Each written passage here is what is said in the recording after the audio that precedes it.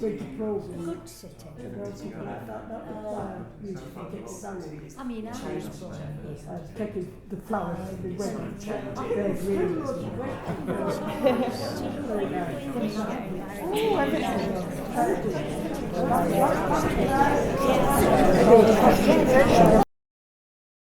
I've always, the people were, they're not the same as they used to be by any means. Yes. Oh hey, so we're basically just out here on location. We're just on location in Weston Park. We tried to get to LA but just couldn't, it wasn't in our budget.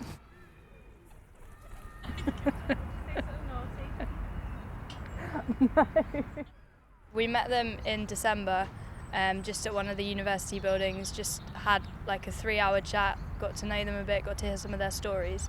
And I guess it was just really nice to meet another generation of Sheffield, because we've come in here, it's our 3rd year, so we've been living here 3 years, they've been living here their whole lives. And their stories are kind of ones of kind of overcoming difficulties and making do and dealing with things in a very stressful, difficult kind of wartime environment. People think we're filming for BBC Sheffield. Bang bang! When I came out of it, I'd actually learned quite a lot about, because I went in, I wasn't really too sure what working in the steel industry when the war was, so I feel like I learned quite a lot from those few hours with them. Just there were a lot of things that I could relate to, that Kathleen told us about the stories when she was younger, but there's things as well that you can't ever imagine that you'd have to go for yourself.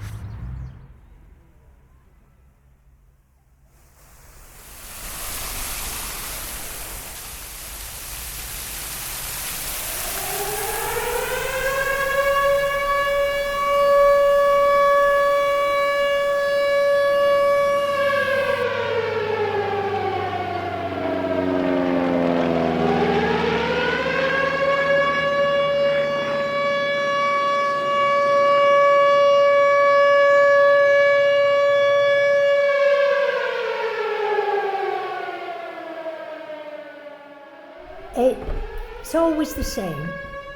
Straight away you get this lump in your throat, because it is quite a frightening noise. It's a most awful feeling that if you're at home and it goes, everybody's thinking, they always have little bags with their insurances in them and all the... You had to take a tin shelter with you, didn't you? With your bit of jewellery or whatever, you know, to go into the shelter with you. But not everybody had a shelter. Well, my bedroom faced towards the town, and I just went in my bedroom while I was up there, and I looked, oh flipping heck, it was just like one great big ball of fire. So I came down the bus, says, what's the matter? I says, I'll tell you when we get outside. So I said, next time we go in, go and look through my bedroom window. I says, it looks as though it's visiting night. Looks as though the whole town's on fire. Which it more or less was. We were all stood outside in our road because the ones had told us that further up the road was a bomb. Not gone off, you see. So we had to go in our own houses. This bomb could go off at any time. So we all in the road, all the neighbours, all in the road, when this couple, never forget it, this young couple came down with a child. We said, where have you come from? Darmo. Oh, we were caught down there, we'd gone to tea, my mother's on Sunday, she said, and we had to stop because sirens went, right? So I said, whereabouts in Darrell? She says, on Colford Road. I says, Colford Road, is everybody all right now there? She said, no, 9 air raid ones have just got killed. My husband's mother and father were 2 of them, right? And we got down there, we went to my aunts, my mother's sisters, and they were blown out, all the windows had gone, and 5 grandmother, mother, daughter and grandchild had got killed in a Anderson shelter in their yard. All had their heads blown off, 4 of them. And there was this young man standing there with corn across the road. And we said, is it right about Mr. and Mrs. Gascoigne? He said, yes, along with my mother and dad. And he was still there on duty. Now then. That was wartime for you, love. That's when people come together. 1 sec, mate, but we wait for the other to sort it out. 1500. You either join the forces, you join the land army, or one of the services, police or something like that, or you go on munitions. I'm Ruby Gascoigne, love, and during the war I worked at W.T. Flather's Special Steel at Templeborough, and I worked in the test house there to test all the steel. And of course you're sent as a very naive person into a works where, where you didn't know, I didn't know half the language that they spoke. They had their own language, and the noise, the atmosphere, dreadful, wasn't it? Dreadful, absolutely dreadful. To me, it was the end of the world. I cried, said I wasn't going to go no more after the first day, but I did, I went back. And I grew into it. You grow into it. The machine used to jump off the floor. The turning machine used to jump off the floor when it was hitting these. But it had to be done. It had to be turned down to a long 11-inch piece, smooth. And then I had to turn it on this machine. One machine would pull it to see how much strength it needed before it snapped. And another one would take the weights to see what it would take on top of it, you see. And through this they could tell what to use this steel on. You see, if you were given one of those cards to go for a job in the war, you had to go. You just had to accept it. I worked at Metro Vickers, electrical engineers that were near Tinsley. And we did a lot of work in India on the railways there. And I liked working there. I liked it very much. And I played hockey for them. And I played right through the war till I was about 27. I played hockey for Metro Vickers, even after I'd left. And we changed over to war work. And we made staters, they're sort of about as big as this plate, and they were to go into Spitfires. And we worked opposite on benches, and it took 2 of you 8 hours to make one of these. And we used to get 10 shillings at the end of the day. I worked 13-hour nights and 11-hour days, 6 to 5 on days and 5 to 6 on nights. Well, I'm Dorothy Slingsby, to give me my full name, but people know me as Dot. And I did crane driving during the war. The first day I walked in, and the noise was horrendous. And I thought, I can stand this, but I'll have to do. And then, as I said, they fetched the crane driver down to me and asked me to go in. And I said, well, what do you want me to do? He said, I'd like you to go up that ladder, get to the top, into the box and wait for me. Right. So he followed me in a few minutes. He said, I went and took that ladder like a young monkey. I said, you told me to go up that ladder. I said, yeah, I didn't tell you to run up it. There's no protection whatsoever. Yeah, Because, it's the days before health and safety, isn't oh, it? that was definitely out, definitely. I mean, the box was no wider than this, well, a little bit wider than this chair. Because, you know, I could do it, but not much wider than this chair, and the sides would be about that high. The sides of the crane were just sheets of asbestos. So you can just imagine they were just asbestos. Because you couldn't have it too high because you've got to look over the edge to see what you were doing and how to operate what you were doing. And then all you got was your controls at the front and a wooden seat at the back for you to sit on. Everything was done by signals because they couldn't shout on it, you know, and they did it by signals. And occasionally they'd shout because if they wanted you, they had to whistle for you. You wouldn't hear one of a noise. And he used to say, right, down a bit, steady. Just a touch, when we're getting it nearly round. Half a touch. Right. The first time I did it. And then he said, he says, there's one thing about you women. I said, what's that? What's up with us now? He says, no, he says, you've got a much finer touch than men. I got married in 1941, which come in February I would have been married 70 years. I asked for time off because Joe was coming on embarkation leave, and the government said wives could have time off when the husbands came home on leave. That was it. And I asked my boss for a week off and he said, no, Kathy, we cannot breaking the team up. He said, we cannot let you have it. So I said, well, I'm sorry, but I'm taking it. It's my legal right, and I might never see Joe again. By the time he came back, obviously I was 23, 24. I'd gone as a girl at 18, a young girl that had got married. I wasn't going to get married then, I was going to get married in a couple of years' time, but because he lost his parents in the Sheffield Blitz, he'd no home, he'd no clothes, he'd nothing. And he just came home and said, shall we get married? So we got married, and I was 18 and a half when I got married. I don't regret a day of it, only that 4 years, and he wasn't here. And I'd gone to the City Hall dancing.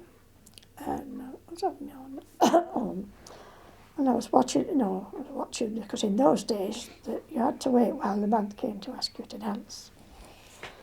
And I was just stood watching, and once I saw this and thought, he can dance. I could tell he knows how to dance. I'll have a dance with him in a bit.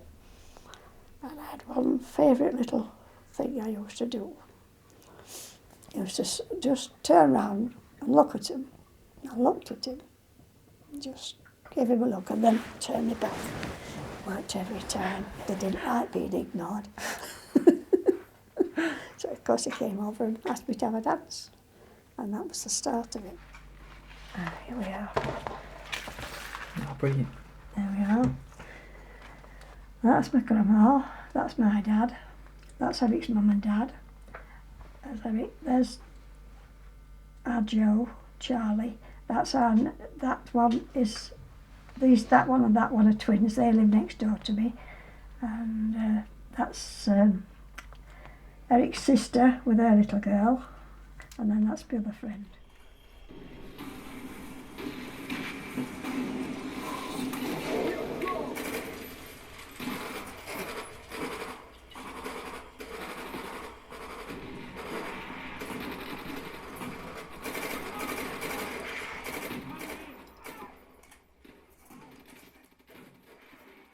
What was it like going through all of this without your husband or your boyfriend? It Going was through everything without quite traumatic, actually. It was quite awful. You were worrying about them and your job. You know, when you got to know that they were either wounded or killed or anything like that, you didn't take time off work. You still went to work the next day after getting the telegrams. I had 3 during the war. One night, I think it was a power cut or something, and the lights went out and everything, and I would be, so my crane was there, away from the ladder. So of course the power had gone off. I was stuck up there, And if you think I'm stopping up here, you're one off. So I got my little self out onto the track, which was about that wide. I could feel a ledge. Found my way to the ladder, and I'm halfway down the ladder, and all at once somebody come through with a torch. And I just to get some. I thought, "What in the sand have you got down there?" he says. Because they knew the crane couldn't be at ladder. I said, "It's all right, I've got cat's eyes." And I got there. Well, we got very good at walking about in the dark. Because in pitch dark, love, absolute pitch dark, you had a torch.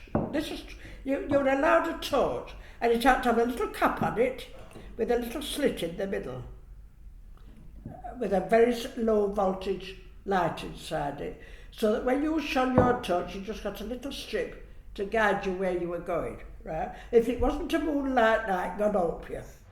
You can literally just see a few centimetres in front of you.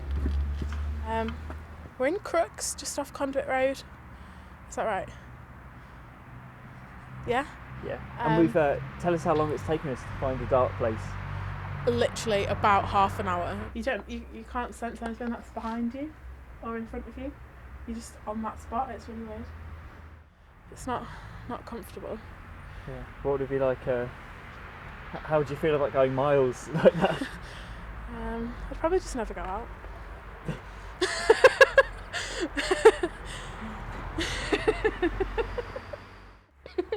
Best go ever. Just won't go out. And where I lived, my mother had moved house, and of course it was about half a mile to Tramstop, walking down it, well, in the middle of the road, as best as I knew, and I could hear chains rattling.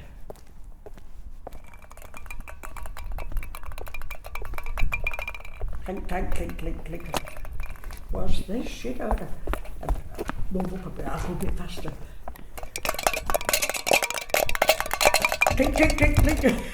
They went a bit faster as well, you know, until I got right down to Tramstop, and I was absolutely petrified. I didn't know. I thought it was a ghost. I didn't know what the devil it was. And it was a dog, and somebody tied tin cans to its tail. And every time I trotted, the dog trotted as well, you see.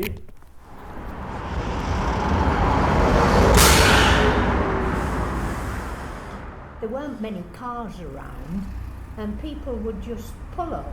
Yeah. Lorries, vans, You're veteran then. all sorts, and say, "Where are you going, love?" And you'd hop in, because at least it took you part of the way.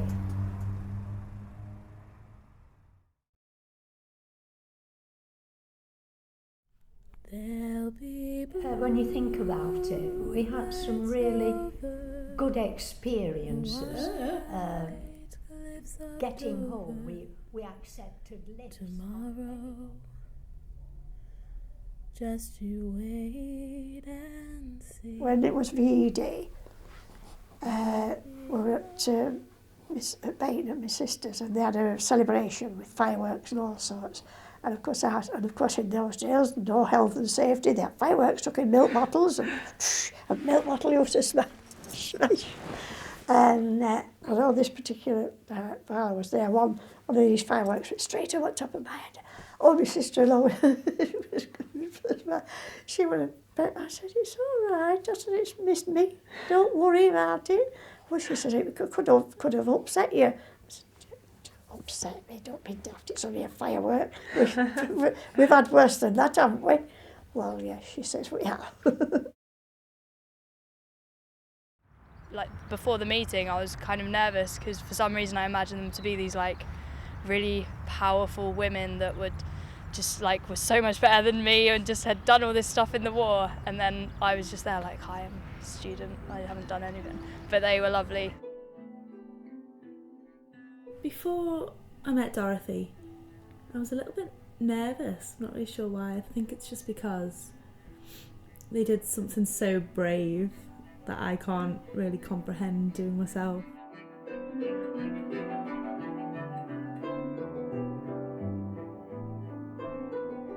It's quite important to hear their stories, and it's quite important to pass on those stories, and those stories have have a very real way of kind of shaping the city and the places that we live in now and the places that we'll live in the future.